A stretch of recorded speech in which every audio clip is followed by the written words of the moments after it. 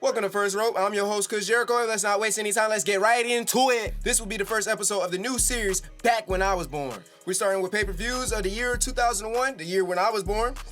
And we're going to take these pay-per-views, break them down, review them, and we're going to see which pay-per-view is the best. Royal Rumble 2001. January 21st, 2001, New Orleans Arena in New Orleans, Louisiana.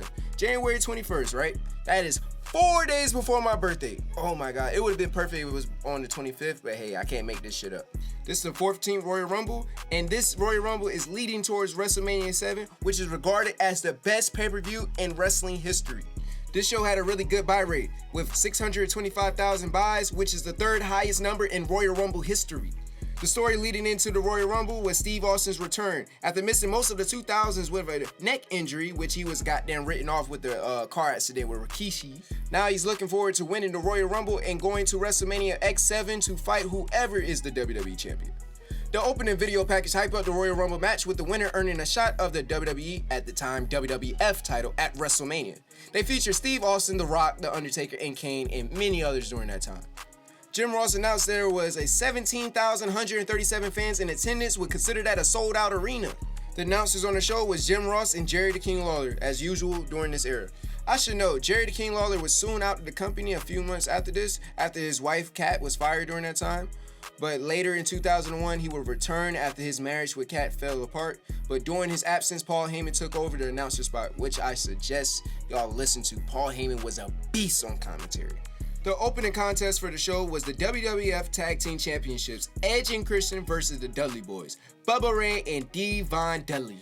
Edge and Christian walked into this contest as champions. Before the match, they showed highlights on previous Raw where Edge and Christian hit the Dudleys with each of chair shots in the backstage segments. The story was that the Dudleys may have concussions leading into the match. Edge and Christian, the Hills, won the titles 1 month earlier from The Rock and The Undertaker, and this was their 5th title reign for Edge and Christian. The Dudleys went straight after Edge and Christian, but you know what Edge and Christian did. They got the hell up out of there. Once the action returned back in the ring, D-Von hit a neck breaker on Edge, then Christian tagged in, and D-Von hit a jumping elbow attack. The Dudleys hit a double team shoulder tackle, Bubba tagged in, and launched Christian into the air for a slam, which looked amazing. Bubba with a sidewalk slam on Christian for a 2, as Bubba grabbed his head to sell a concussion story. D-Von backed in, Edge tagged in, and D-Von hit a body slam for the 2. Christian with a forearm to the head that the referee didn't see. D-Von was selling the head injury like a champ, and Edge stumped the weight on D-Von to keep him down. Edge with a belly-to-back suplex, Christian back in with a side Russian leg sweep on D-Von, followed by some head slamming into the match. The Hills worked over D-Von in their corner as Edge hit a neck breaker and Bubba broke up the pin attempt. Christian and Edge made some quick tags, and Edge slapping on a chin lock on D-Von to keep him grounded. Then D-Von broke free, and Edge hit another neck breaker. The fans chanted for tables as Christian worked over D-Von some more. Edge teased a power driver, but D-Von countered it and gave Edge a catapult into Christian against a turnbuckle. Edge and D-Von hit running clotheslines on each other to knock them both down. D-Von made the tag, but Christian distracted the referee, Mike Coyota. Bubba argued with the referee. Edge and Christian brought chairs into the ring, but D-Von ducked in a double concerto attempt. The referee still didn't see it, and Edge and Christian went down. Bubba finally got the hot tag with a back body drop on Christian, a stun gun on Edge into the top rope. Bubba hit the Bubba Bomb on Christian, and a body slam on Edge led to D-Von hitting a headbutt off the top rope when the referee had to act as if he didn't see a blatant headbutt to the groin. Bubba told D-Von to get the tables. Christian stopped D-Von from doing that. The referee checked on them. Edge missed a belt shot on Bubba, and Bubba got a roll-up for the 2. This crowd was on fire, man, I promise you. D-Von prevented an unprettier on Bubba, then Edge went back in with a spear on Bubba, and Christian hit a DDT on D-Von, which got a near 2 count for Edge. Christian held Bubba, Edge went up to the top, but Bubba shoved Edge off the top rope. Bubba turned over Christian, so Edge headbutted Christian by accident. The Dudleys hit a 3D on Edge, and D-Von covered Edge for the pinfall. And this match led to new WWF Tag Team Champions, the Dudley Boys. Now, this match was fire, man. I already know I say that word a lot, but come on, bro. When I say it's fire, you know it's fire. Anytime you get the combination of Edge and Christian, the Dudley Boys, or even Hardy Boys in a triple threat matter, 2-on-2, a 6-man, you know the match is going to be fire, bro. those three teams have chemistry. Now, I liked the story of the match, saying the Dudley selling the head injury to selling the concussions, because they made simple moves like head hitting the mat, backdrops. They made all those moves look special because they were selling those injuries. Overall, this was a good match to start off the show. Now let's go into the next match. Before that, a video was showing a comedian, Drew Carey, was shown arriving at the show. Drew had a comedy pay-per-view on the following Saturday, so they had to do a little bit of promo. A clip was shown earlier tonight with Vince McMahon saying that Triple H will still get his shot at Kurt Angle for the WWF title, while Steve Austin is still in the Royal Rumble match. Triple H and the wife Stephanie McMahon were backstage talking about his match with Trish Stratus in Kurt Angle's corner. Stephanie assured Triple H that Trish would not be a factor in this title match and she would take care of it. Drew Carey showed up to talk to Hunter and Stephanie. Drew was surprised Hunter was married to Stephanie. Hunter said it was about a year and Drew said he didn't watch. Drew said he ran into Kamala and he said that he sings, and I guess people was laughing at that, but hey, I'm not really too much of a Kamala fan. And Drew asked where he could find Vince McMahon. Drew said he wanted to get advice about how he can use promo to build up to his pay-per-view next Saturday. Stephanie didn't know where Vince was, and Stephanie said she would take care of Drew. Well, she would take Drew to see Trish Stratus. Next, the APA, Bradshaw, Ron Simmons were shown in their office playing cards. They showed each other their Royal Rumble numbers and said they were going to be interesting. Crash Holly showed up and said that they would throw each of them out in the Rumble, and the APA just laughed about it. Then next was a video package aired for the IC title between Chris Benoit and Chris Jericho. And you already know this match is going to deliver. Benoit, the heel champion. Jericho, the face challenger. Each wrestler trying to show their mat specialty and climb the ladder to receive the IC title. The match began with a brawl between the two, exchanging punches. Benoit targeted Jericho's left shoulder by sending him a shoulder first into the turnbuckle, followed by a shoulder breaker. Jericho sent Benoit to the apron. Jericho went for a springboard attack. Benoit moved Jericho, hit the floor. Benoit whipped Jericho into the ring post with Jericho's left shoulder hitting the post. Benoit grabbed a ladder. Benoit avoided a drop kick, and Benoit whipped Jericho into the steel steps. Benoit went for the first ladder climb, but Jericho brought him down with an electric chair drop. Jericho with a corner clothesline on Benoit. Jericho used the ladder as a weapon and hit Benoit in the head. Oh my God. Followed by Jericho jabbing the top of the ladder into the ribs of Benoit. Jericho tried to whip into a ladder, but Benoit ended up whipping Jericho into the ladder, and Jericho bumped over the top of the floor. Benoit with a suicide dive, but Jericho countered that with a chair shot to the head. That spot scared me, and you already know what happened. It looked like Benoit got his hands up for the block, but it was still rough landing for the floor. Jericho put Benoit onto the barricade. Jericho tried to attack on the barricade, but Benoit moved, and Jericho went crashing onto the mat. Benoit hit Jericho in the head with the top of the ladder. Benoit knocked down Jericho with a clothesline in the ring and brought a ladder into the ring. Benoit set up the ladder in the corner and sent Jericho face first into the ladder. Jericho got payback by shoving Benoit into the ladder. Then Jericho put Benoit up against the ladder and sent him down the ring. Benoit with a drop kick into the ladder that Jericho was holding to knock him down. Benoit took control again and a belly to back suplex. Is it belly to back, or is it belly to back? You know what it is. Jericho placed the ladder onto the top of the rope and whipped Benoit right into it, with Benoit using his hands to block. Jericho did a slingshot ladder shot to the face of Benoit, with Benoit again using his hands to soften up the blow a bit. Jericho went to the top of the rope with a missile drop kick into the ladder to knock Benoit down. Jericho went for a ladder climb, but Benoit hit him with a back forearm shots, followed by Benoit giving Jericho a belly-to-back suplex over the top of the floor. Benoit went to climb the ladder, Jericho punched him, and Benoit gave Jericho the walls of Jericho on the top of the ladder. Benoit sent Jericho into the ring post, but then Jericho launched Benoit into the ladder. Jericho used the ladder to hit Benoit in the face against the ropes. Jericho set up a ladder near the ropes. Benoit punched him off, and Benoit went up top with a headbutt from the top of the ladder. Jericho moved in the nick of time. Jericho trapped Benoit under the ladder. Jericho climbed up, but then Benoit shoved the ladder, so Jericho bumped into the ropes and to the floor. Benoit went for another climb up the ladder. Jericho hit him in the back with a steel chair. Jericho shoved the ladder so that Benoit bumped over the top of the floor. Jericho climbed the ladder. Benoit was so slow to get back to his feet, so Jericho was able to climb up the ladder and pull the title down, which led to a new winner and a new IC champion, Chris Jericho. Now, this match was a success, man. I'm trying to tell you. This is like one of the best ladder matches, and it doesn't get talked about for obvious reasons, but this match delivered, and it was an early match of the year candidate starting in January. And you know, having Chris Benoit, having Chris Jericho, they have chemistry, bro. They work all over places, like even WCW, ECW, and Japan. So yeah, man, this match was great, and this was my match of the night by far. Next, you see Drew Carey talking to Trish Stratus, and Stratus told him that she was involved with somebody. Next thing you know, you see Vince McMahon walked in, and then they plugged in Drew Carey's improv. Then Vince said, you know what, if you need help with some promo, what about you being in the 30-man Royal Rumble? But Drew really wasn't trying to do all that. But then Vince pulled a card like, hey, bro, aren't you trying to impress Trish? Aren't you trying to impress Trish Stratus? And then that's when goddamn Drew Carey went for that.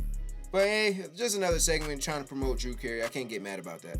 Chyna was backstage getting ready with Billy Gunn, telling her that he's worried about her going out due to her goddamn previous neck injuries. Chyna told Billy, hey, stop worrying about me and I'm gonna be fine. Next, you see Chris Jericho getting interviewed by Michael Cole. I should note that Michael Cole had blonde and black hair during his time. It's so crazy seeing Michael Cole as a young commentator, man. But Jericho said that he's once again the IC champ for the third time, and he proved Benoit wrong. Man, just to think that Jericho has 9 IC title reigns. Holy crap. A video package aired showing the spot where Val Venis hit a spike power driver on Chyna that sold it as a big angle. Chyna said that she lost feeling in her arms, she had 3 ruptured discs in her neck, and she was given options to retire or have surgery when they would fuse her neck, causing retirement. That led to Ivory of Rights to Censor mocking Chyna's emotional interview. Chyna later said that she wasn't 100% but was working towards recovery. Ivory did a promo saying she would challenge for the women's title, and Chyna showed that she was back with a powerbomb. Now, these little promos kind of look like kind of corny and a lot of like kind of fake, but you gotta admit, Ivory's kind of funny, bro. And seeing her mock Chyna, that shit was kind of hilarious. Next match of the night, WWF Women's Championship match. Ivory with Steven Richards versus Chyna. Now, I'm not really gonna go too in depth with this match, just because it was more of an angle. You know what I'm saying? You see Chyna really beating up Ivory. She really had her number, but towards the end, she went for like a handspring back elbow on Ivory, but for some reason, it goddamn made her neck collapse, and then she couldn't move, which led for Ivory getting the 3 count, and the match was only 3 minutes and 30 seconds. 32 seconds to be precise, but you get the point. It was a short match. It was basically an angle. What they did was just do this match and have Ivory win just so they could do this match again at WrestleMania 17. So I'm not really disappointed with the match. Hey, Chyna's a legend. Ivory's a legend. Let's go on to the next match. After the match, several people went into the ring to see if Chyna was alright. But you got Jerry Lawler, you got Billy Gunn, you got everybody using the serious voices just trying to sell this angle. Next, we see Stephanie McMahon walk into the women's dressing room where she wanted a woman to fix her hair. Then Trish Stratus was there, and Stephanie threatened Trish about getting involved in the WWE title match. Trish said that she won't get involved in Stephanie's affairs because she has her own affairs, referencing what her and Vince got going on. Next, you see Drew Carey was shown in the locker room with Harvey Whippleman went in to hand him his attire, his ring gear for the night. Drew laughed about how he's a wrestler. Kane walked up on him and Drew tried talking to him, but Kane said nothing and left. After that, the Lowdown Trio, D'Lo Brown, Chaz, and Tiger Ali Singh were talking about the Royal Rumble match. And they was trying to fight to see who was going to be in the match. Was it going to be Chaz? Was it going to be D'Lo Brown? But Vince came and shut that shit down and basically said, yeah, y'all not going to be fighting in the match because I gave y'all spot to Drew Carey. And then you see Tiger Ali Singh saying, you mean Drew Carey? And it's like, everybody laughed during that time. I didn't. Triple H was seen backstage getting ready by staring in the mirror and grunting loudly like, yeah, you look less intimidating when you do shit like that, Triple H. I'm not even going to hold you. Then you see Kurt Angle was shown walking backstage with the title around his waist. Next, you see a video package aired to set up Kurt Angle defending the title against Triple H. Angle said since he can't save Stephanie in his corner, he got somebody else and choose Trish Stratus to manage him. That led to more hints at Trish's affair with Vince McMahon, which pissed off Vince's daughter, Stephanie, who told Trish that she is the dominant female. That led to Steph and Trish brawling, along with Angle and Triple H brawling on SmackDown. Triple H entered with Stephanie McMahon, the WWE Champion entered with Trish Stratus, while Stephanie made angry faces in the ring. WWE Championship match. Kurt Angle with Trish Stratus versus Triple H with Stephanie McMahon Hemsley. Angle was the heel, Triple H was the heel. So, oh damn, that's crazy. Both of these guys was heels during this match. That usually don't happen. and this was 3 months into Angle's first title reign. The match started off with technical wrestling, a bunch of counters and reversals. Angle hit a hip toss and with a clothesline to send Hunter over the top rope. They got back in the ring with Hunter getting in some punches while Angle came back with a back body drop. Angle hit Hunter with 3 vertical suplexes. They left the ring with Hunter taking control as he whipped Angle into the barricade multiple times. Back in the ring, Hunter with a drop toe hold followed by a leg grapevine on the leg. Angle hit a enziguri kick to the head leading to a 2 count. Hunter got in some punches, but Angle came back with a whip into the rope, leading to Hunter's bump over the top, which he does during this time. Angle blocked a move by the ring post and sent Hunter into the ring post. The referee was not counting them out as Angle whipped Hunter into the steel steps. They went back into the ring, Angle charged, Hunter moved, and Angle went running into the turnbuckle. Hunter whipped Angle's left leg into the ring post 2 times. Stephanie distracted the referee, so Hunter used a steel chair on the knee of Angle. You could tell Hunter hit most of the chair against the post rather than the knee, but it's the thought that counts. Hunter drove Angle knees first into the top of the steel steps. They went back into the ring with Hunter hitting a chop block to the back of the left knee 2 times. Hunter with an elbow drop to the knee for another 2 times. Hunter slapped on an Indian Deathlock submission that worked over Kurt's leg some more as Angle punched his way out of the hold. Hunter with the facebuster into the knee for a 2 count. Hunter continued to attack on the left knee with a knee drop to the back of the knee. Hunter slapped on a figure 4 leg lock. Hunter grabbed the ropes for leverage. Trish tried to break it up and Stephanie pulled Trish away. Trish slapped Stephanie, so Stephanie slapped back and Stephanie sent Trish into the announce table, followed by Stephanie and Trish going tumbling over the announce table. Vince McMahon walked out to the ring to try to break it up. Vince managed to separate them. Then he put Trish on his shoulder and carried her out. But then Stephanie pushed him down. Stephanie continued to attack. The fans were screaming about this because they loved it. Vince managed to break it up again. Then the 3 of them went back together. All this was doing was leading to a match at No Way Out later on, next month. The match continued with Angle countering a figure 4 attempt with an inside cradle for a 2 count. Angle kicked Hunter into the ring post, followed by Angle hitting a DDT for a 2. Angle with an atomic drop, followed by a German suplex for a 2 count. Angle hit a side Russian leg sweep. Angle was limping to sell the left leg injury. Angle slowly went to the ropes, but Hunter hit him with a low blow where referee Earl Hebner wasn't looking for some reason. Then you see Hunter hit a razor edge-like move on Angle for a 2 count. They could have set up a low blow spot better, but Hunter wanted a pedigree. Angle countered it. Hunter kicked him into the turnbuckle, and Angle bounced off the turnbuckle with a headbutt to Hunter's groin by accident. Angle went up to the top and hit a perfect-looking moonsault, but then he grabbed his knees after he hit it. Angle went to the floor. Hunter went for an attack there, but Angle moved, and Hunter hit the referee Earl Hebner in the back by accident. Hunter whipped Angle into the ring post. Hunter went up top for nothing, so Angle hit him with an arm drag off the top rope. Angle tried to cover, but there was no referee to count. Angle checked on Hebner on the floor. Hunter left the ring and whipped Angle into Hebner against the ring post, so that knocked Hebner out for even more time. Hunter then grabbed the belt and tried to attack him with it, but Angle hit him with a belly-to-belly suplex. Angle tried to attack him with the title. Hunter kicked him and hit a pedigree. Hunter covered. He would have had won the match, but there was no referee count. This led to Steve Austin running out with a huge pop and beat up Hunter with punches. Austin sent Hunter into the ring, and Austin hit him with a WWE title into his face. That was the ideal anyway. Austin put Hebner in the ring. Triple H did a blade job after that since he was bleeding from the head. Austin hit stunner on Hunter and Austin left. Angle crawled over Hunter, left arm over the stomach to pin, and Hebner did the slow 1, 2, 3 to give Angle the win, and Angle retains. That's the first person on the show to retain their title. Overall, excellent match, you know what I'm saying? It's like 2 of the biggest GOATs, the biggest entertainers, the biggest wrestlers to ever do it.